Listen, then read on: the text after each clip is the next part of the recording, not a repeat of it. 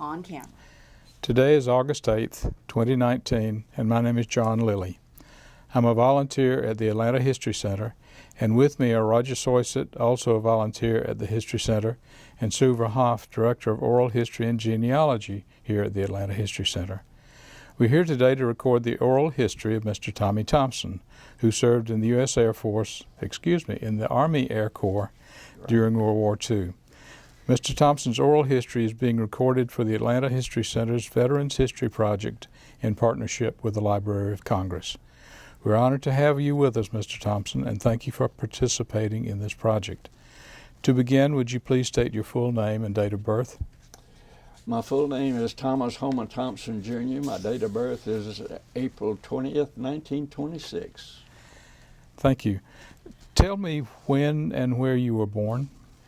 I was born at my grandfather's house on Briarcliff Road, 1260. And right here, I'm an Atlanta native. Describe your family.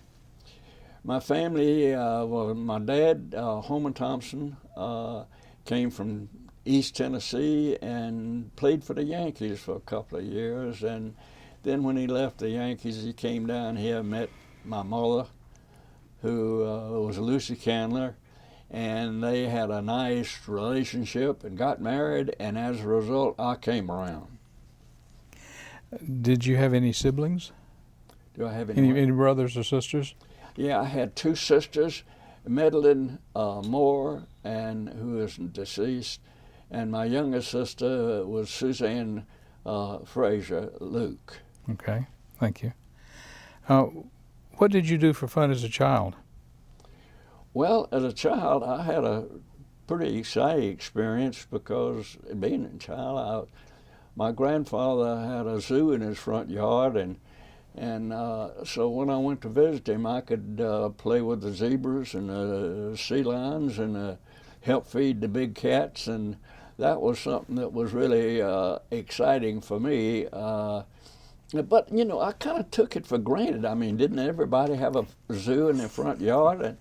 And I didn't know any different. I was young, and the only thing I had any trouble with was the peacocks. They'd get after you, but anyway, it was a very pleasant experience, and from that, a miniature stagecoach, which was identical and made to scale from the stagecoach that Kaiser Wilhelm rode through the Black Forest to view his troops.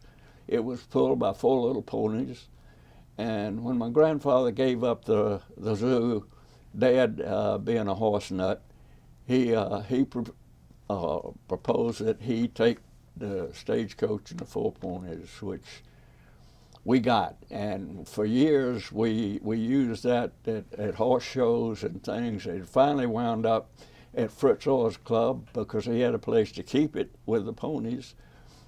And Fritz and Dad went all over the South with that thing. And that was part of my young life. And I played sports. And I enjoyed scouts. So I had a pretty active thing. I know I wanted to get a bike, and my dad says, well, we'll get one. We went down on 10th Street where they had a bike shop, and we picked out a bike, and I said, Dad, I really appreciate that. He said, well, we got to work out a way for you to pay for it.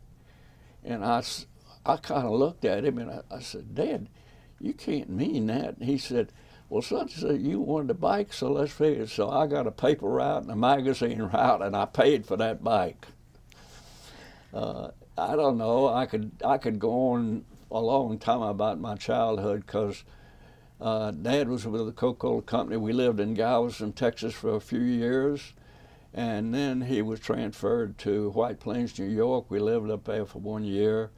And when I was advised at camp that we were going to go to, he said, I got two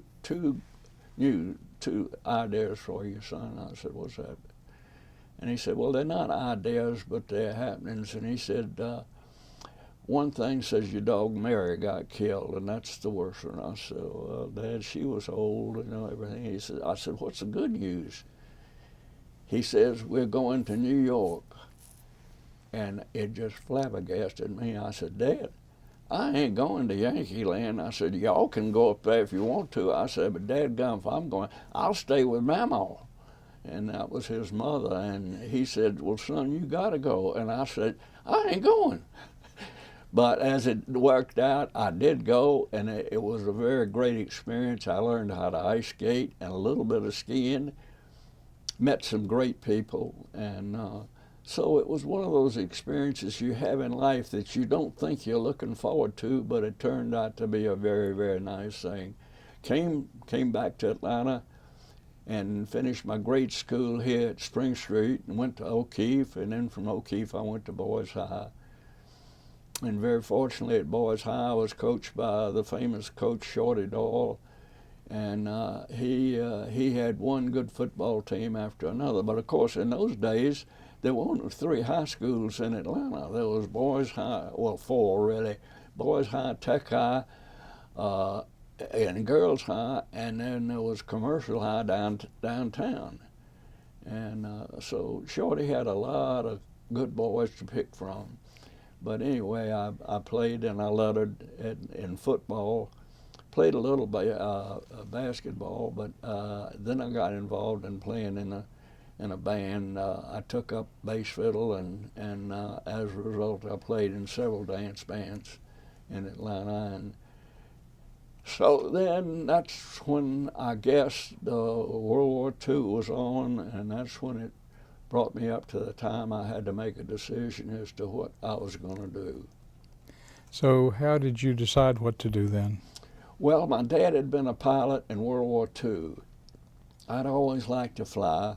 My grandfather, very fortunately, was a man who also liked airplanes, so he had planes to fly the family around in, and so I took it upon myself. I was making a little money in the bands I was playing with, and I went out to what was known then as Candler Field and got my pilot's license out there. So when it came time, I was looking at what I wanted to do, and I thought, well, I don't necessarily want to walk and carry a rifle. Maybe I better get in the Air Force. And so I went down to the recruiting for the Air Force, and I filled out an application. They gave me a test, and I was accepted for the cadet program. And then that was quite an unusual experience, because I was supposed to go in right after graduation, which was in 1944, and I think it was in May. But anyway, I graduated and was all ready to go in and earn my wings and stuff. And then the war had slowed down somewhat, and as a result, a lot of the programs for pilots, bombardiers, navigators began to fill up pretty good. So they delayed my induction, and when they did, I was having a good time. Didn't have anything to do, and my dad, being a big University of Georgia supporter, his office was at the Coca-Cola Company, and he called me one day after I was sleeping late, and he said, son, meet me down here at the office, we're going to have lunch. And I said, okay, Dad.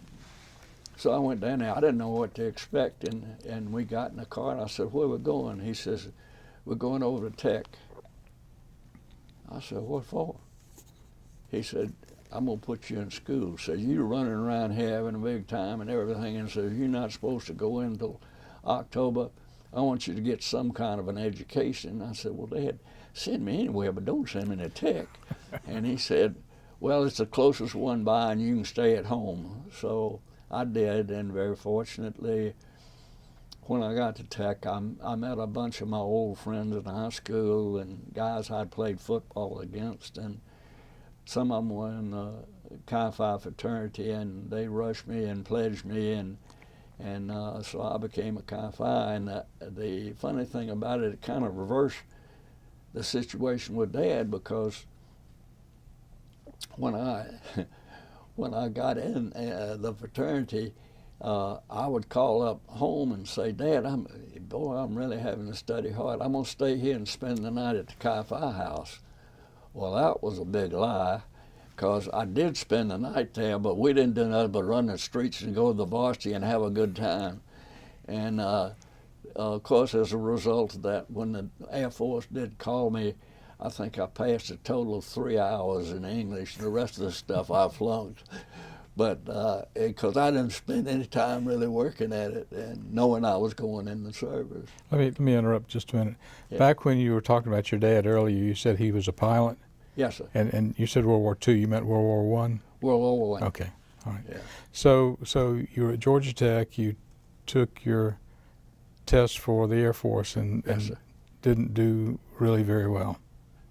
Well, no, my test for the Air Force I did well on. What I didn't do well on was test for Georgia Tech. Georgia Tech, okay. Because I didn't have study, and of course the stuff they gave me was calculus and stuff like that. Well, I was never very good at math anyway, and the reason I passed English, I was always I was kind of fascinated with English study and English history. But the math course and a couple other things, the architectural course, I learned how to print pretty good, but outside of that, it didn't help me much. So what about the Air Force? How did that go then finally? Well, they called me up, and that was a great day for me. I was looking forward to it. And but I thought I was going right directly in the Air Force, which was not the case. I was told to report to Fort McPherson, and now I went out there with people in the infantry, and it was really a staging area for people in this area. But I finished that there, getting my uniform and everything, and then they put us on a train to Shepherd Field, Texas. And that's where I did my, you might say, basic training. Mm-hmm. And one of the funny stories there, we had a typical Army infantry as a drill instructor, and he was tough. And if you don't mind, it has one word in it, but anyway, his favorite expression was when he came in the morning to get us up to go out and fall out for inspection, which we would fall out with underwear and raincoats on and helmet liners. And he'd come in the entrance and he'd say, "All right, all you striped SHs, hit the street." So we did, and because I like him, I said, "Sir," to him and everything. He scared me to death. But anyway, we had a situation where a young boy from New Jersey had an emergency appendectomy, so he was put back 2 flights and happened to come in our flights. Well, we were all a southern flight from Mississippi, Alabama, Tennessee, Georgia, North and South Carolina, and Florida. That made up our flight. And so when this Yankee came in, everybody kind of looked at him and, wondered how he was going to mix. So the first morning he was there, the sergeant came in and said, "All right, all you striped ass ape, hit the street." Well, boy, we piled out and everything. Everybody except him. He's still in the sack. So the sergeant said there was an obvious space where he was supposed to be standing. So the sergeant says, "Where's that boy?" And we said, "Sergeant, I don't know, he might fall back into the..." So we went back in the barracks and all stood at attention by our beds, and there was this soldier over there who still had the cover up kind of around his chin because it was cold then. This was back in November and in the Panhandle. So anyway, he went over there and he took his little stick and he said, "Pow!" And the guy kind of woke up and he looked at him and he says, "Yeah." Sergeant said, "Did you hear what I said?" He said, "I did." He said, "What did I say?" He said, "All you striped ass eights hit street." And the sergeant said, "Well," and the guy looked up at him and he said, "There sure was a hell of a lot of them, Sarge." And I thought we were going to fall out. Everybody started laughing. the sergeant got all puckered up and everything else. But later on, they became pretty good friends, and we just it was one of the funnest happenings in my life, because I thought the guy was going to get killed. I mean, I didn't think he'd live through the day. But it kind of stunned. I think if he'd said anything else, he might have gotten killed. But as it was, the sergeant finally had kind of said, "All right, get up, get out of here."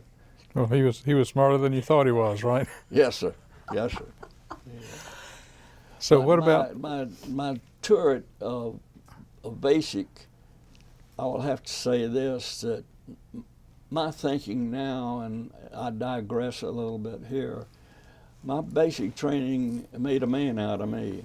And I knew that it was no longer a dad or mom are going to look after me, pick up after me and everything. I mean, when you started passing inspections, white glove inspections, and if you didn't pass, you paid dearly for it. And I think, in my going back and thinking about it, I think that was my first steps of really becoming a man and being responsible for myself, and knowing if I was going to do anything in the Air Force, then it was going to be up to me. And I kind of feel to this day that if our government would so feel like, or have the idea of everybody graduating from high school, unless you had some impairment of health or something like that, you went into your unit of choice, be the Air Force, the Navy, the Marines, the Coast Guard, whatever it was, and spend 18 months. Because I think a lot of kids coming out of school now, they've had a silver spoon in their mouth for many years. And as a result, they don't really know, in a lot of ways, what sacrifice is. And, you know, sacrificing the fact that you can wake up and mama's fixed you a good breakfast, picked up your clothes, things like that. So I've had in the back of my mind a long time, and I did not make either one of my sons do it. Both of them registered for the service, but neither one of them went in, and in a way, I was disappointed they didn't. But they turned out pretty good anyway. Same thing with mine, but it's not something you can make somebody else do, No. is it? No. My question was, I didn't have any choice. I mean, they were going to come after me, the government was, for one branch of the service. It didn't make any difference. And but that's the reason I think maybe if there was a mandatory thing now with the government, that a young person getting out of high school would serve, I'd say 18 months. And they could pick up a trade of some kind. They could learn something. You know, a lot of them get out now and go to college, and heck, they may be a senior in college before they really find out what they want to do or how they want to do it. So what happened after basic? After basic, John, I'll have to tell you this. One of my disappointments was we went to Shepherd Field, Texas for classification. And the first day we were there, we were given an indoctrination and everything about how great the Air Force was, what it meant to this country, and how it was contributing to the winning of the war, blah, blah, blah, blah, and everything else. And around the wall, they had pictures of pilots and navigators and all these, you know, and the great uniforms and wings and all this stuff. And so, anyway, I was all gemmed up because they were going to see what your qualifications were for it was. Well, 2 days later, we were notified to fall back into the auditorium. And the guy got up on the lectern and he said, "Gentlemen, I hate to disappoint you fellows, but the Air Force is closing down the cadet program in many different ways because we are eaten up," or they didn't say eaten up, but we're getting a tremendous number. So to answer your question, then they gave me a test, and I was qualified to work with aircraft engines. Now, how, I don't know, but anyway, that's what it was. And I went from there to MacDill Field. And at MacDill, I was assigned to specialize on Pratt & Whitney engines. And they completely reversed my routine. They were filled up with people running through the different stages of the aircraft engines, other type of maintenance and things like. And so I was notified I would have breakfast at 6:30 at night. I'd have my lunch at 12 midnight, and I'd have my dinner at 6 o'clock the next morning. My body had a heck of a time adjusting to this, you know. And then what you did, you were supposed to sleep from when you finished dinner at 6 or 6:30. You're supposed to sleep till you got up to go. Well, that was about out of the question, because if you've ever been anywhere near South Mississippi in the summertime, first of all, it was Biloxi. Mosquitoes there were man-sized. They'd take you to the swamp, eat you. That was one thing. The other thing, it was so hot that in order for us to sleep during the day, and of course here's part of the growing up, there wasn't no air conditioning. You know, you had to make out no fans. The best thing we had to do was go into the shower and wet a towel, one of the big towels, and get in the bed and throw that towel over you. But I, honest to goodness, I swear I would feel like that thing dried out in a matter of 2 hours, because you feel like you have to get up. But I went through basic there and engine, and I got my, you might say, degree in Pratt & Whitney. The other engine that was popular and was the one that powered the famous B-17 was the Wright Whirlwind engine, and they differed considerably in their construction.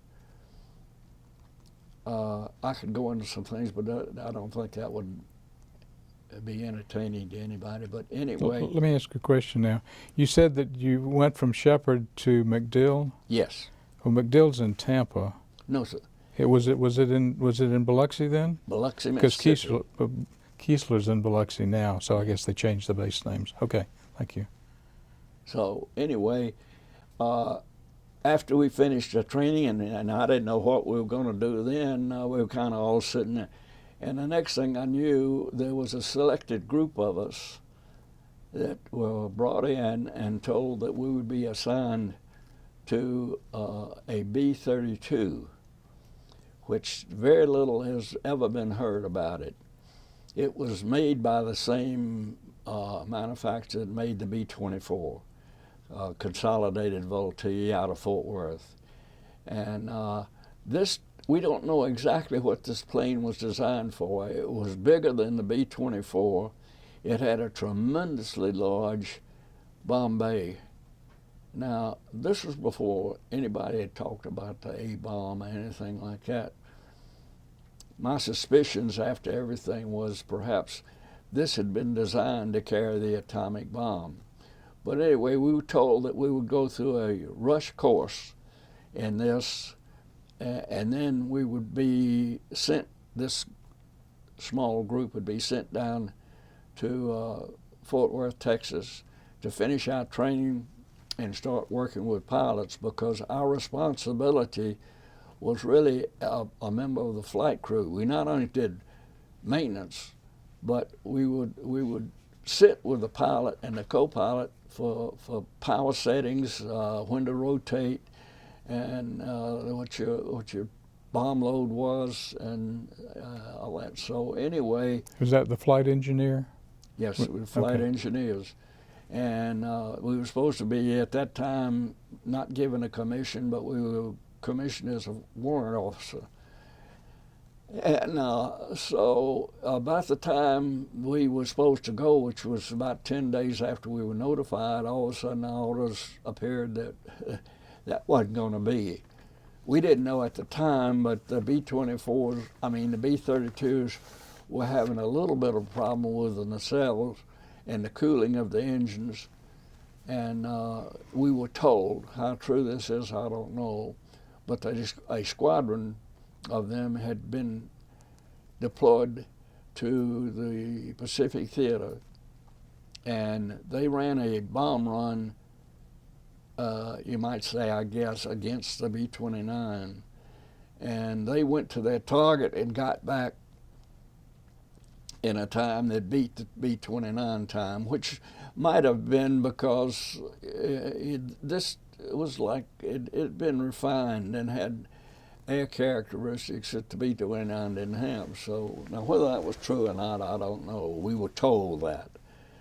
And but then they shipped me from there to Tampa, and I was at MacDill Field, Florida there. And while I was there, I did work and helped maintain the B-29. Okay. And from there I went overseas. Tell us about your overseas experience. How did that go? Well, the first thing was going over. Well, I guess I should maybe, when I got my orders to go overseas, a good friend of mine who was stationed across the bay from MacDill Field to the other Air Force base over there, and Lester and I got our papers to go overseas at the same time. So we were home on a 5-day pass or whatever it was, and of course we were having a big time and glad to see each other and everything, even though we'd run around together down there. And so we were going from a beer parlor on Piedmont Avenue to the Varsity to get a dinner, and on the way, Lester had a wreck. And the wreck involved something where he hurt his left arm, and as a result, all of this went in. But then I go overseas, and he's deferred, and he stays here.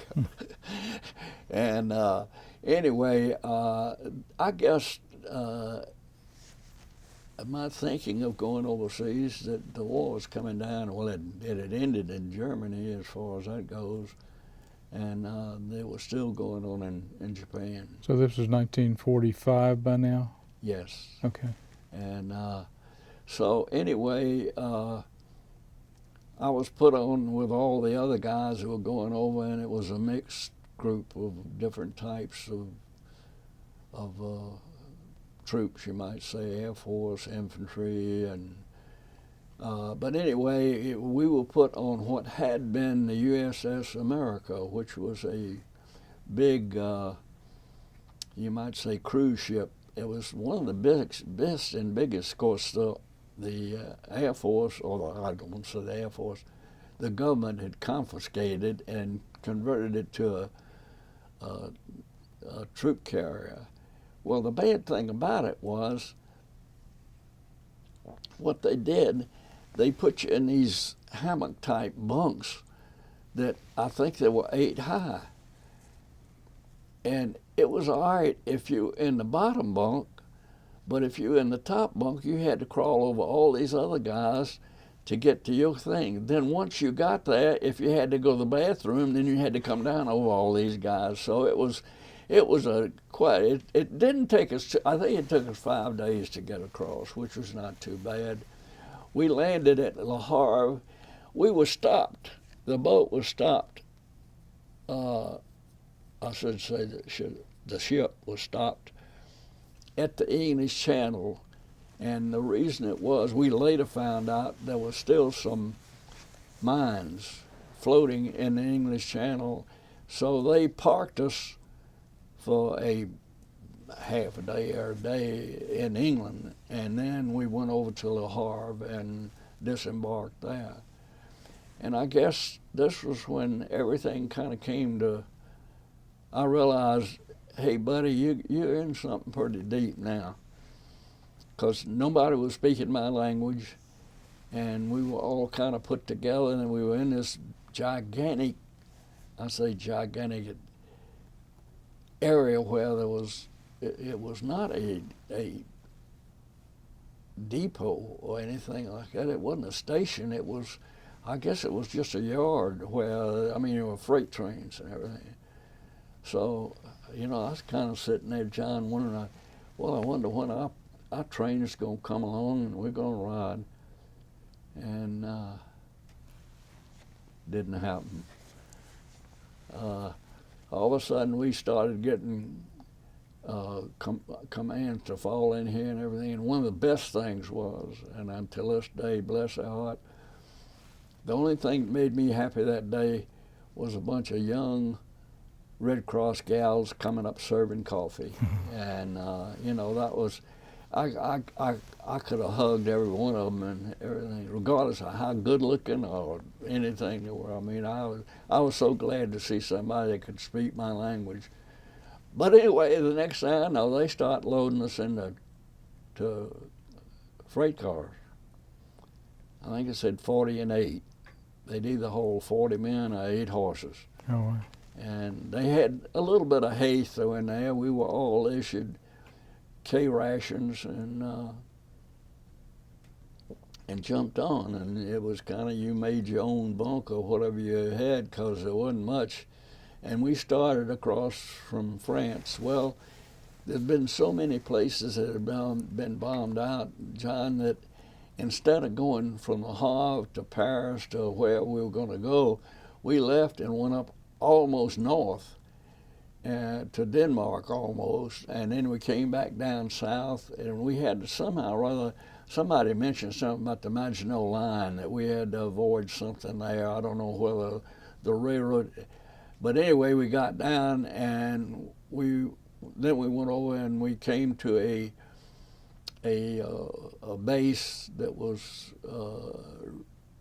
really, I guess, made for everybody, whether it didn't make any difference what branch of service you were in. But that was a staging base, and it was first in Fellbrook, Germany. I don't know if you ever heard of it or not. It was right on the border. And from there, we received our classification and our orders as to where we were going to go. And so we were only there for about 3 or 4 days, and we were restricted to the base. But the thing that was quite unusual to us coming in was also, it was a bunch of guys that were being discharged and they were going out. And here were some old veterans with some tall tales, and some of them didn't mind telling you about their situation. They could have been an infantryman or a radio man or whatever it was. But, and of course, poker games were a big thing. And there's where I met probably one of the best friends, and I was later to go out and work on his ranch in Colorado, his dad's ranch. But Bill Smith, of all things, W.C. Smith, and he was a typical rancher's son. He was big, raw bone, about 6'2", and for some reason he took up with me, and he was not only my mentor, but he was my protector, because these guys coming back, getting ready to go out, they had some all kind of crooked poker games and dice games and everything else. And Smitty kind of looked after me. But of course, you weren't tempted by any of that, right? oh no, you know, it was, well, we had to pass time somewhere rather than the easiest time to do was get a deck of cards or a set of dice. And because really all we did there, outside of checking our shots and our general health after the ride, and I might say this, in that troop train across the ride, I learned a lot about life from this standpoint, and I carry it till this day. When we were going across France, there was debris, bombed out, shot up tanks, all type of military debris. The towns we went through were pretty well torn up. And I guess the thing that really impressed me more than anything else, every once in a while the train would stop, and they have a big tent, and there you'd get a hot meal. And I know this one morning we stopped and walked across this field and had a nice breakfast, eggs, bacon, potatoes as usual, and that thing. As you finished eating, you took your mess kit, and there were 3 garbage cans. One, you went and you dumped your garbage and whatever you didn't eat. The second one you went in was boiling water and a scrub brush, and you scrubbed it out. And then the last one was the rinsing one. Well, there was a sergeant there to be sure you did it properly, because he didn't want people not getting their mess kits clean and wind up with dysentery or something like that. So anyway, as we got to the end there, the sergeant was standing there, and I noticed a bunch of young French kids. They were maybe, I guess, anywhere from 8 to 12 years old. And they would ask you to dump your garbage in there, which we did. And so then these little kids were just merci, merci. And so when I got to the sergeant there, I said, "Sarge, I'm from the South." I said, "I'm just looking over there what those kids are getting, and the hog's going to be fed kind of well." And he said, "It's not the hogs." He said, that garbage is for the kids and for their family. And it just, I thought it just crushed me. I said, these kids down here begging for food, that's garbage. And so anyway, we went on through France. But then, I would say the curtain parted, and we got into Germany. And all of a sudden, there was no trash in the fields. The towns, you'd see people out salvaging bricks and everything, it was clean, the streets. And I thought, these are the people we fought. These are the people we were damned. These are the people we said were, terrible. And now I'm looking at them here, and here's some people that appear to be genuinely interested in themselves and their country. And it had made a tremendous impression on me.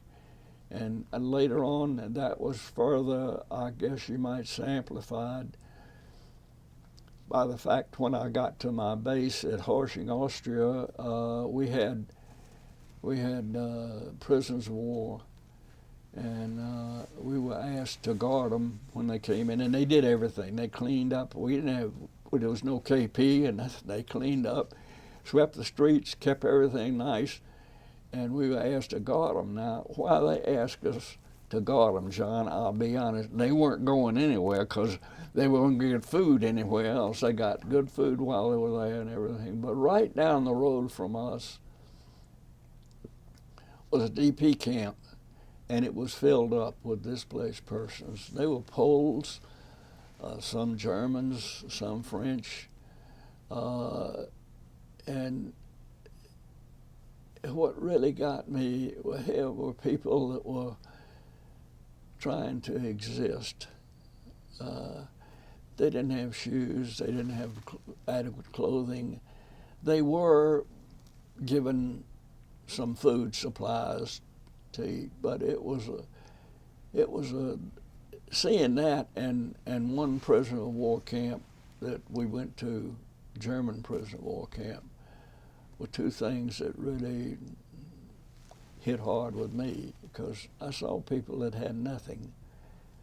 And I was, at one time, I had made sergeant, and at one time I was told to take a detail up to an area where we had a bunch of planes, German planes, our planes, British planes, that had all been kind of put together, and some of them had good parts that could be salvaged. But anyway, it was a dump. And I was instructed to take a detail of 4 guys up there, get some of that high-powered gasoline in some cans and go up there and burn up some what had been the type of uniform that were issued us earlier, which was, you probably remember, John, it was kind of the imitation leather with the fur and everything. And then they they went from that to the green nylon or whatever it was. And anyway, this was the old stuff that had been confiscated and taken up, and you reissued it, the new stuff. Well, I went up there and I said, we've got to burn that. And this major, who he and I didn't get along very well anyway, he was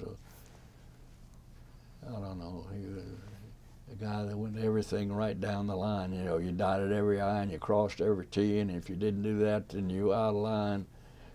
And he said, yes, that's right, Sergeant, we're going to burn that. And I said, sir, I'm very sorry, but I can't do it. And he says, are you disobeying a direct order? And I said, yes, sir. I said, I would just like to be replaced if possible. He says, we're not replacing anybody. You give an order, you'll burn that. And I said, sir, I'm not burning it. I said, I don't know what might happen to me, but I'm not burning it. Well, he dismissed me, and I went back, and Colonel Robbie, who was one of our command people, bless his heart, he was from Mississippi.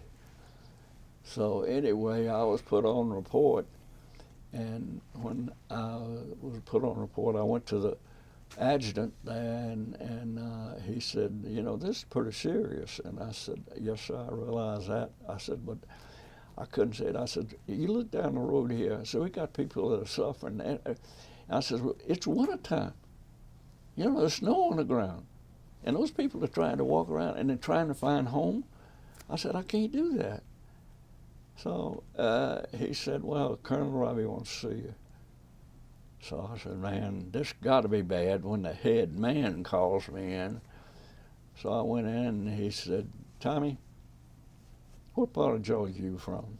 And I told him, and he said, we started talking about several things, and finally he said, you know, you should never have done this. And I said, Colonel Robbie, I couldn't do it. And he said, well, so I'll tell you what I'm going to do. We're going to forget about this report. But I'm just telling you, don't ever disobey a direct order again. He said, this will not appear on your record and everything will be fine.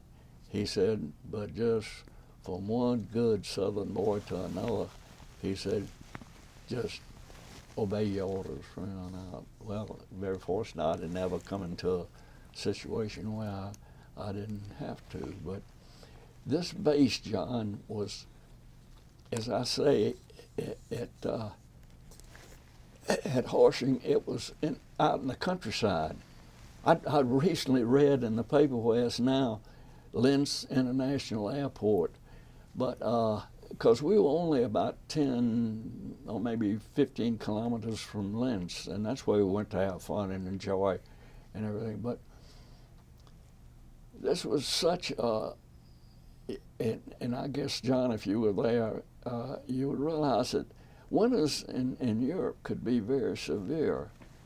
Flight time, therefore, could be curtailed. Goering says this ain't gonna happen here. And what he did, he built this base with one runway, east-west. But on the runway, he also built a steam generating plant, and he ran pipes under the runway. So you could fly off that field 12 months out of the year, 24/7. I mean, it didn't make any difference. Wow. And of course, when we were there, we had to be fortunate because steam generating plant, you know, it took coal. We didn't have coal burn, so we had to depend on the weather. But it was quite a thing, and the barracks and the area were built out of bricks. And I never will forget one of the things, and I think I've got a picture of it. As you went into this entrance hall, there was the door was tremendous, maybe 12 feet tall, and around it were the legs of a German soldier, and it went up to his body and it went up to his head, and the head was where there was a window, a round window, and they had made that with a helmet on them. I mean, they did a lot of things like that that, you know, I looked at it and I think, how long did it take them to do that? And but my stay at there at Horshing was very good. We had a good EM club. We formed a little band. There was a lot of things that we did.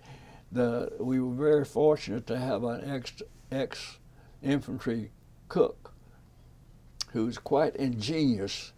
And as I said, we were in a farming area, cows and chickens and pigs. And he'd go out, and of course, money was of no object then. I left and came home, and I must have had 2 footlockers full of money. That was, you know, you got a lot of marks for cigarettes, you got a lot of marks for perfume or nice things for the girls and everything else. And it wasn't any, I mean, it wasn't any strange situation to sell a pack of cigarettes for $100, well, $100 in marks. So, and you could spend it for stuff there, but you couldn't send any of it home. The only thing you could send home was your pay or any money you earned legally. So, you know, it was, but the thing about it is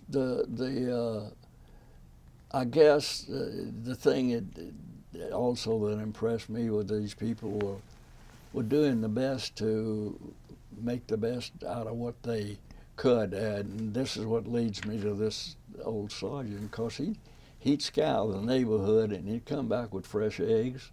Nobody in Europe had fresh eggs. You had powdered eggs.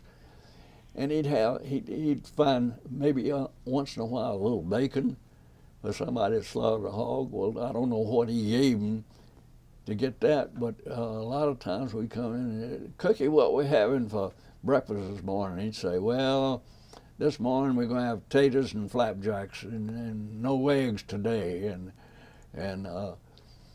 But bless his heart, he worked like the devil to keep us happy, and we ate good. We ate very good. Well, that sounds like Catch-22, doesn't it, with the guy who was always trading something for something else? Oh, yeah. And, you know, but you could become a good trader. I know I brought home a German pistol. I had at one time where, I don't know exactly, I guess this was a stag, maybe versus what you call a deer, but whoever had this had taken a deer and cut it so you had about the size of a silver dollar.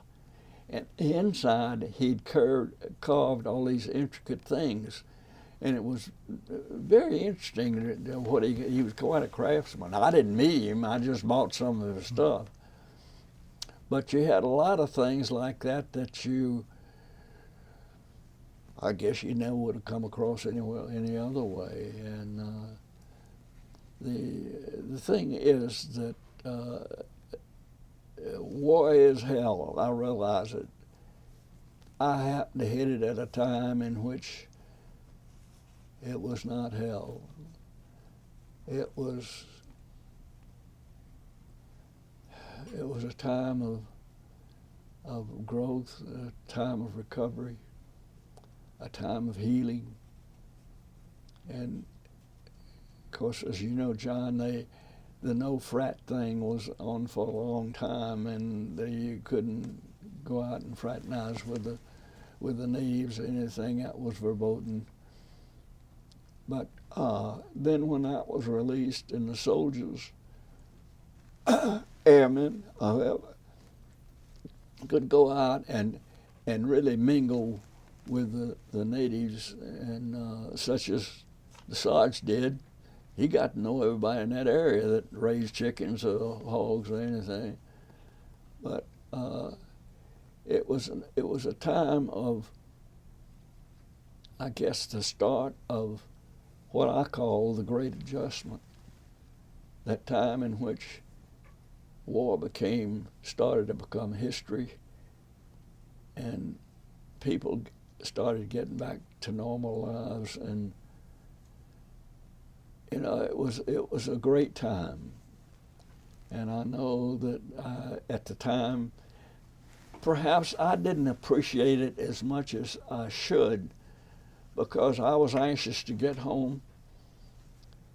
And that was another part of my story, is I had become pretty good as an aircraft engineer, and I had done some pretty good jobs in helping younger men. Well, at that time, the war being over,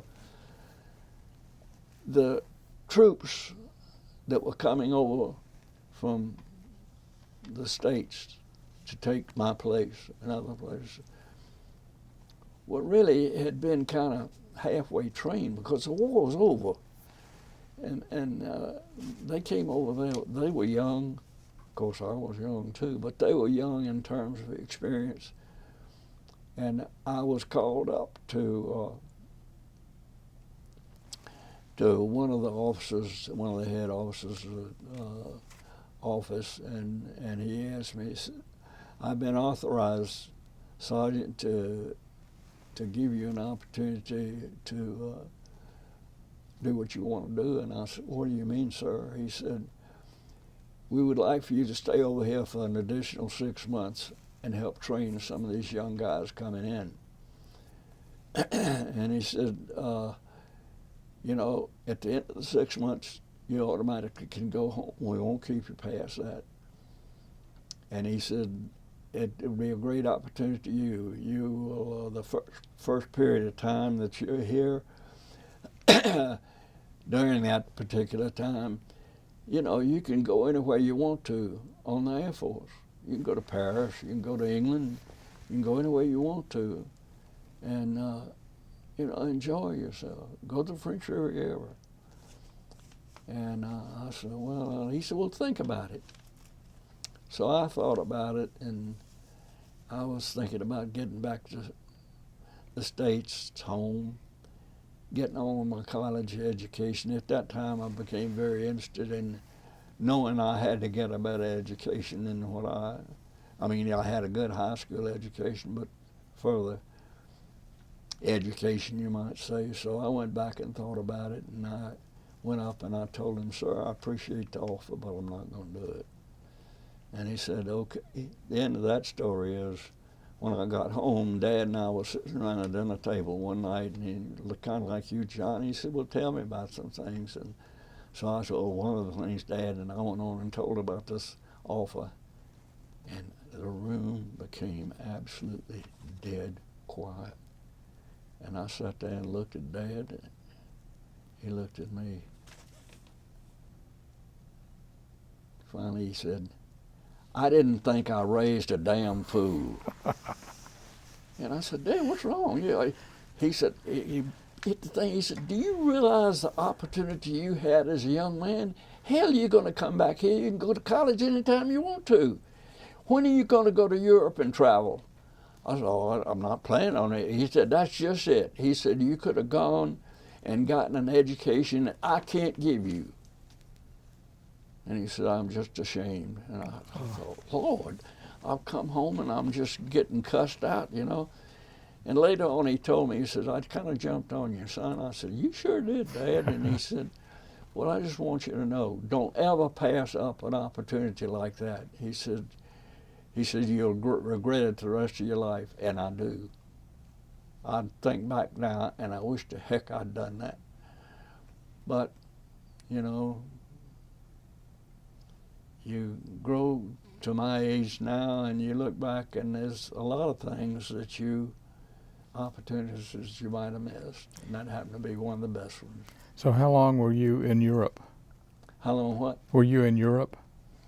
I was there, John, I got there in, I think it was right before Christmas of 45. 40, yeah, no, let's see. Yeah, because I got discharged in 44, so it was in Christmas of maybe 43 that I was there. And then I was discharged. I came home in August. So I was there for a period of 7, 8 months. Okay. And so I don't know. I got the time That, here. that's okay. When I So, left in Europe, and I didn't know they had this till I started reading it, but they got on my discharge the day I left to go overseas and the day I left to come home. right. So when you got home, what happened? Once you got settled in, how did your life go from there? Well, once I got settled in, of course, my object was to. I had a chance. I'd played ball in Boys High, and Wally Butts, the coach of the University of Georgia, and Dad were pretty good friends. And Wally is, I think, more as a favorite of my dad. Says, "Well, your son played high school ball, and he might be able to play college ball. Why don't you tell him to come see me when he gets out?" So I was accepted at the University of Georgia, and before school started, I went up and see Coach Butts, and of course he remembered me, and he said, "Well, we're going to have a practice day. Come on out and watch, and we'll see." So I went out to practice, and here were these guys. I got out of the Air Force in good shape. I'd torn up my shoulder playing ball, but anyway, outside I was in good shape. I weighed about 150 pounds solid. And I went out there, and here I was looking at these guys, 6'3", 280, 6'5", 302, just beating the hell out of each other. And I thought, what in the world am I going to do out here? I'll be meat. And the smallest guy on the Georgia team at that time was aptly named Rabbit Smith, and he was only about 165 pounds, but very fortunately he was fast and he was a receiver, so he didn't really get into the hard knocking things. And but from there, John, of course, I signed up for school, and I had done, and I still do to a certain extent, I'd done some cartoon work and things, and so I wanted to go in commercial art. And the problem was that one of the teachers I had and his wife were kind of like the sergeant I had. They dotted I's and crossed T's, and they were into cubism and modern art and all this stuff that you got. I thought you could take a paintbrush and just go around, and paint anything. But they loved it and everything, and he said at the first of the class, he said, "I ask you to keep an open mind, because what you see, you might not appreciate, you might not like. So therefore, just try to keep an open mind and try to visualize how you might apply this to your particular work of art." Oh, okay. So my favorite artist at that time was the guy that was on the front cover of Saturday Evening Post quite often, Norman Rockwell. And so at the end of the quarter, he asked us we were asked to do a term paper on our favorite artist and why. So I selected Norman Rockwell, and I went to a lot of trouble. I wrote to the magazine about give me some information, which they were very kind to do. I told them what my situation was. I looked through some other research. Anyway, I did a lot of work, and I wrote what I thought was a pretty good paper about Norman Rockwell, his early venture into art and what he did and how much he liked it, and Saturday Evening Post and everything. And I went so far, and John, this was a lot of money then. I paid a gal $5 to type that thing up for me. So she did, and I turned it in, and I sat back on. I'm waiting for the best grade in the class. So at the end of the period, and all the papers were graded, and the professor had him, and he said, "I'm very, very pleased with the theses that were turned in," and he said all of them showed then he went through all this stuff about insight and color, appreciation of art, balance, time, and all this other stuff. And he said, and then there were a few in the class that didn't seem to grasp what we were trying to do, blah, blah, blah. Okay. He passed them out. I looked at my grade and I could not believe it. And of course, you got to realize, John, at this time, the University of Georgia and many, many other universities had a great division in the fact they had a bunch of guys coming out of service who had matured a lot. And then you had a bunch of people that were fresh out of high school and, you know, they were beginning to mature. So I was just at the point where I didn't give a dadgum. So after class, I went up and I said, I want to ask you something. And he said, yes, what is that, Mr. Thompson? I said, why has I got this grade? He says, well, he says, you realize what we were teaching? I said, yes, sir. And I says, you told me to keep an open mind. And I did. I said, and he says, yeah, but you wrote about a storyteller. And I said, he's not considered an artist? He said, well, yes, he's considered an artist, but not in the aspect of what we were talking about in the way of artist. And I said, well, sir, I want to tell you one thing. I don't appreciate it. And I lit into him. I mean, I didn't care. And he said, well, let's go see the dean. I said, that's fine with me. I said, because as far as I'm concerned, you can get your butt fired. I said, you know, I'm a veteran. I'm up here. I fought in the war. I went through all this stuff. And he was kind of, you know, okay.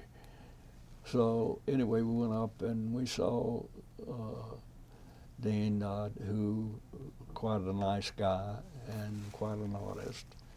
And he sat there and he listened to the side, and of course, I realized about halfway through, he can't take my side. And so he told me, he said, Mr. Thompson, if you want to really do some work in commercial art, maybe you should go to Chicago. And he named the school there, and he says, there's also a good one in New York. And I said, sir, I came here to play ball and get an education. And I said, I don't want to go to New York. I don't want to go to Chicago. And he said, well, then maybe you better decide what else. So I chose journalism because that was something that would give me some way to express advertising. And so that's what I did. And I got a degree in ABJ. And that was a great time. I met my wife-to-be, and we married shortly after I got out of college.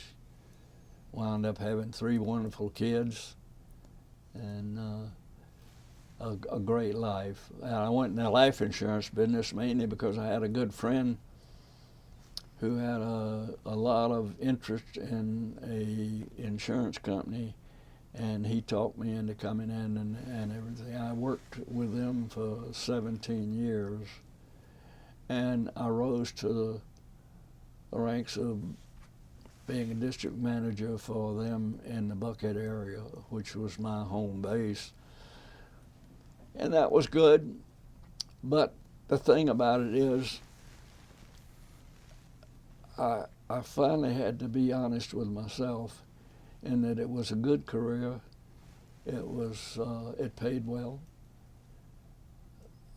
but I got tired of talking to people about, well, let's think about when you die, what's going to happen to the kids and all that, and et cetera. And I said, you know, and at that time I had a friend of mine in the advertising business who had come to me to get insurance on his son, who was born with some disabilities.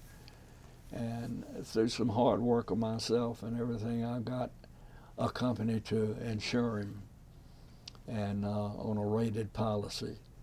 And so shortly after that, he came to me and he said, you know, I'm wanting to retire pretty soon. And he said, what about coming to work for me? And then, no, I don't think so. But he persisted. He said, well, you know, are you happy here? And I said, well, yeah, I'm all right. I'm not ecstatic or anything, but I'm happy. And so that he said, well, think about it. And finally I went home and I told my wife about it, and she kind of shook her head and finally told me, she said, you know, it's your life and it's your responsibility. She said, you do what you want to do, but whatever you do, I'm behind you 100%. And that was all it took. And I went in the advertising business and I retired from it. And I spent many happy day in it. It was challenging. It was something that was different every day. And I've never regretted the move. Did you learn anything in the service that helped you be successful after you got out? Yes, John, I think one thing was to certainly, well, a couple of things. One thing was to take what knowledge you acquired, and I'm not talking necessarily how to fix an airplane engine or something, but knowledge, how you learn to mix with people that, let's say, did not have the privileges that you had in your life, but they were good people, and in a lot of ways they could teach you a lot. So that was one thing that I learned, was to appreciate people more. And I guess another thing was that obviously it had to be the fact that I realized that I matured a lot. I thought more as an adult and not as a young man. With the world as my oyster, and here I come, ready or not type of thing. And I also learned, and I guess this came from my overseas duty, I also learned that there's a lot of poverty in this world, and a lot of people were suffering. And, you know, Tommy, you can take a lot for granted. And I know I'm 93 right now, but I know every morning I wake up, Willie Nelson's got a thing. He says, I woke up this morning and I still wasn't dead today. So, you know, it's a great life, but I think it's a life that is full of many, many challenges, and it's how you meet those challenges and what you do with the opportunities you have to, you know, make the best of them. And as my dad told me one time, he said, son, don't pass up opportunities. He said, it's like a woman that's coming toward you 100 miles an hour, and she's beautiful and desirable, and she's opportunity. So, but you know, if you don't reach out and grab her when she comes at you, she's going to get by you and she's gone, and you'll never get her back again. And that was kind of, and that's I guess that was one of the ways my dad kind of, because in his raising me, I was very fortunate. My dad was like a big brother. I didn't have one. He took me at an early age, taught me how to fish, how to hunt, took me hunting, gave me a gun, taught me how to use it. Dad was crazy, horse crazy. He loved horses. My mother told me one time, she said, son, you know, I know your daddy's a good man. I know he's going to go to heaven. And when he gets up there, he's going to ask the good Lord if they got any horses up there. And if the Lord says no, your daddy's going to go straight to hell, so you can find it down there. So, but I was very fortunate there. I've ridden just about every kind of horse that you could ride, from thoroughbreds to just old common horses. I've ridden to the hounds. I've owned a couple of good horses myself, and I'd still be riding today if my legs would allow me, but my doctor told me, he said, you know, you're riding in this jumping stuff and everything. He says, you fall off one time and I might put you in a wheelchair. He said, so, you know, Tommy, don't press your luck. So I got off of horses, and I still enjoy them. I get chills running up and down my spine to watch something like the Kentucky Derby or something like that, or go to a nice outing of fox hunters, and you know, they're great people, and they are in a great sport. A lot of people condemn it, but I had a lot of fun riding the hounds. And what would you tell somebody who was interested in going into the service today? What advice would you give them?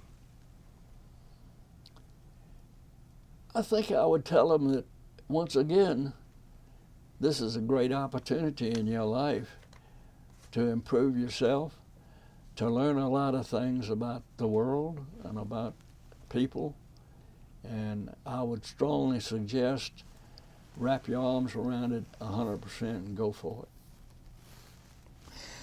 it. Before we finish, is there anything else that you'd like to say, or anything, any parts of your story that you'd like to bring out that you haven't had a chance to? No, I think, John, that you know, you get me talking about stuff, and I guess have been in advertising, journalism. I said, hey, we talk all afternoon, and I appreciate your time, but not really. There's things that I've obviously left out and skipped over and maybe forgotten about. But I think the main thing is that I can appreciate what y'all are doing, because this takes some of the history that, and you know, it amazed me that sometimes you talk to some of these young kids and you ask them about a certain thing, a certain situation, and they don't know anything about it.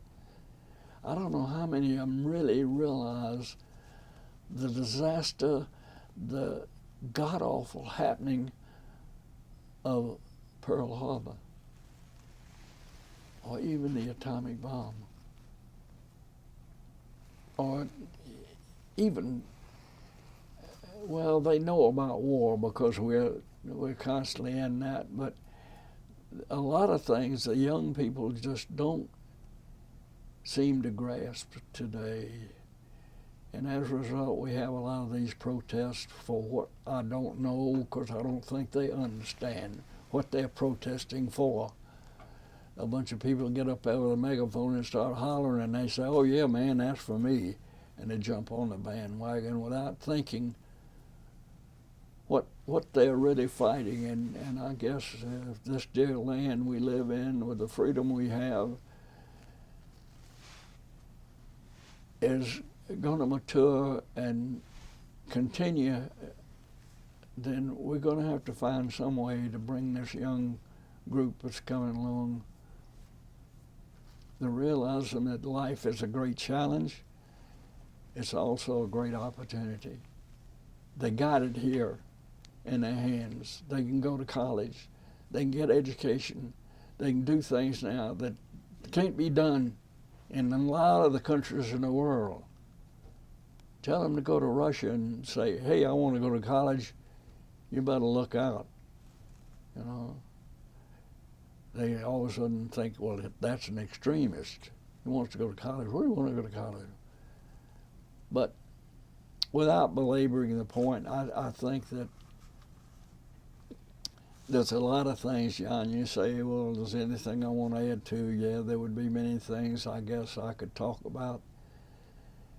But I guess the main thing that I've appreciated this time with you all today has been the idea that I could put forth maybe some of my experiences, some of my ideas, some of the things that you brought forth that I hadn't thought about in a while.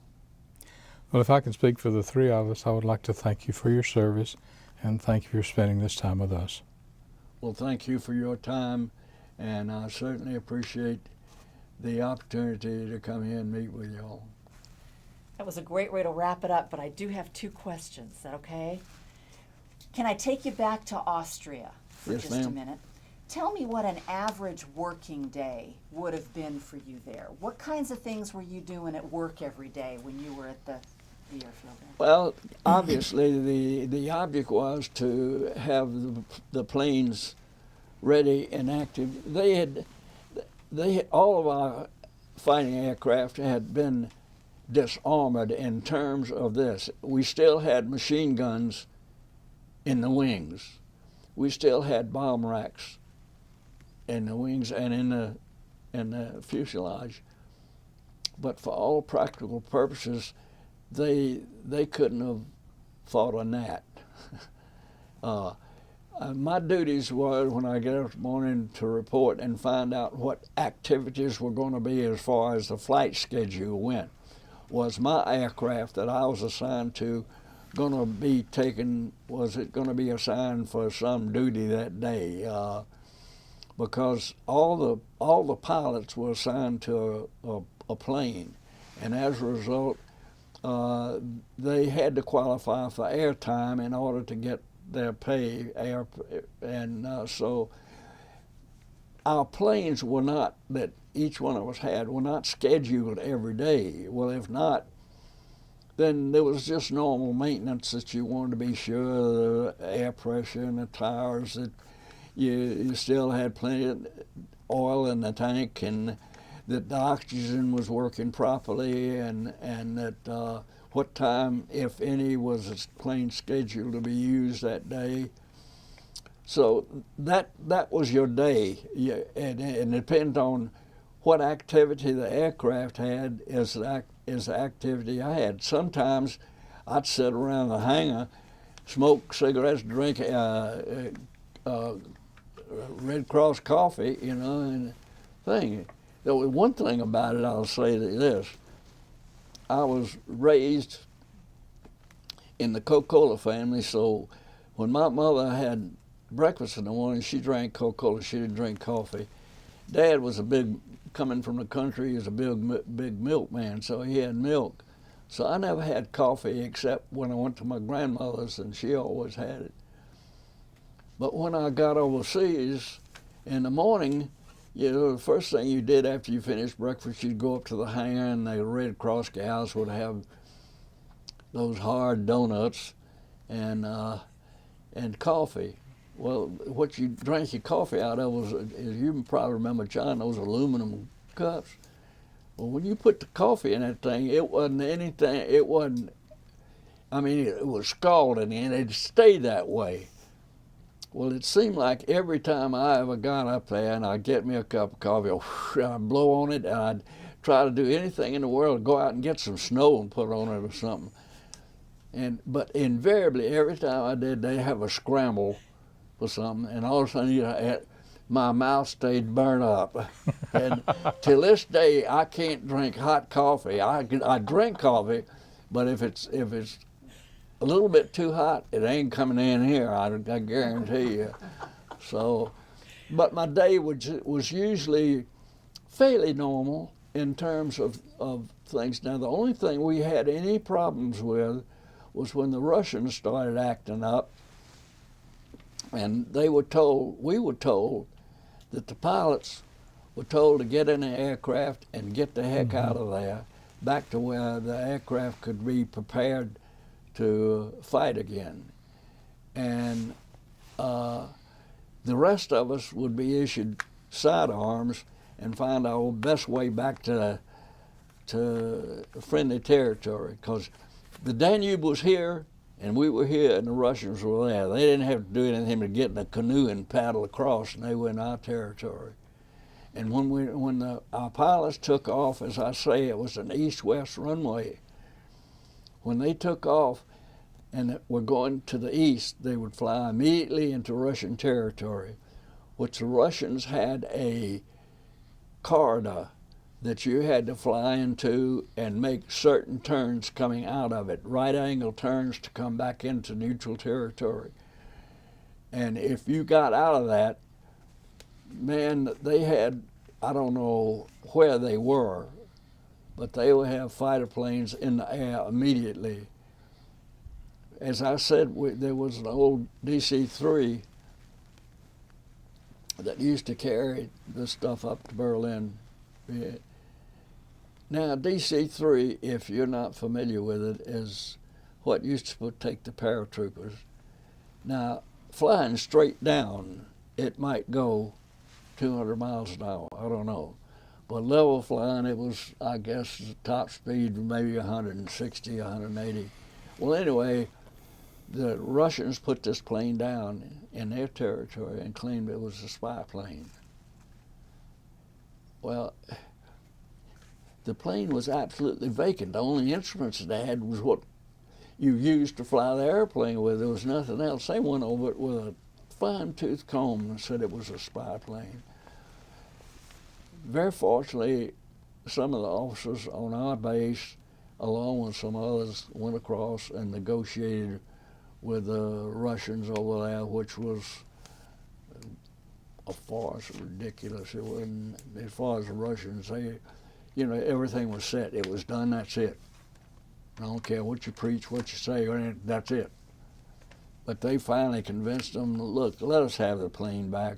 What are you going to use it for?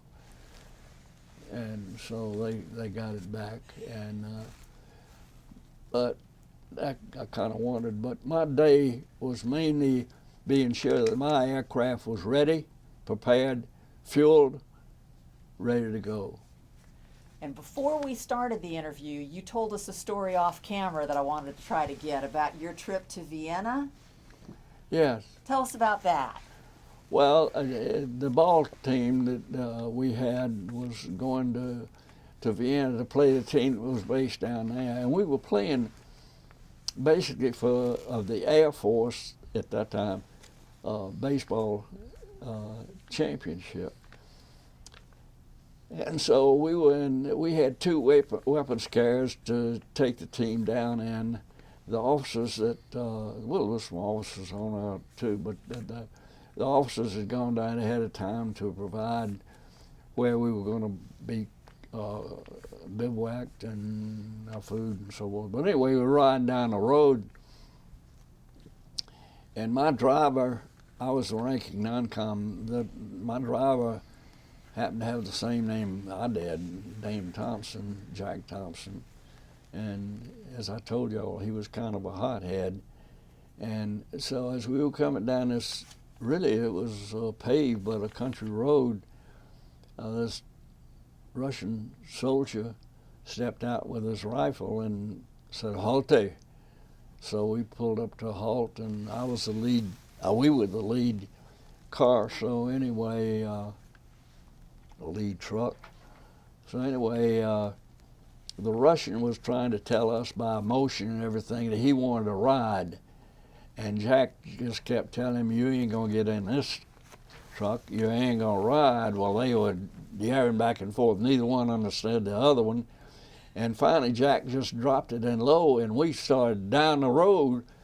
And I said, "Jack, stop this thing. We're liable to get shot." And as I looked back, the Russian had his rifle up to his shoulder, and he had leveled down. I heard one of the guys said it was 3, but I only heard 2 shots. Now, whether he was shooting directly at us over our heads, I don't know, and we'll never know. But it scared the doodly squat out of me. And when we got there and played our 2 games or 3 games, I told the officer in charge, I said, "I'm gonna have to have some people to ride back with us to be sure we're not shot at." And he said, "Okay." So he got a Jeep. We had a couple of flags on the front, and he took us back. We got back safely. But from that day to us, I ain't real wild about the Russians. Thank you. All right. Yes, ma'am. Thank you so much. This has been great. We all through? Unless you can think of Okay. anything No, I else. didn't know whether we were off camera or what. Oh, no, we wanted to get that on camera. That's a good story. Yeah, it was scary at the time, and I come back and tell it and kind of laugh, but I know a while back when Sarapova was top, I'm a big tennis fan, and she was playing, I don't know, a U.S. Open or Wimbledon or one of them, and she was in the finals. And we were sitting there, and several of us, my tennis buddies and everything else, and I turned around and I said, "Oh, she gets a can beat." And this one guy looked at me and said, "Why would you say that?" I said, "She's Russian." And he said, "What's that got to do with it?" I said, "I don't like it now." Well, thank you so much. All Thank right. you for your service. All right. We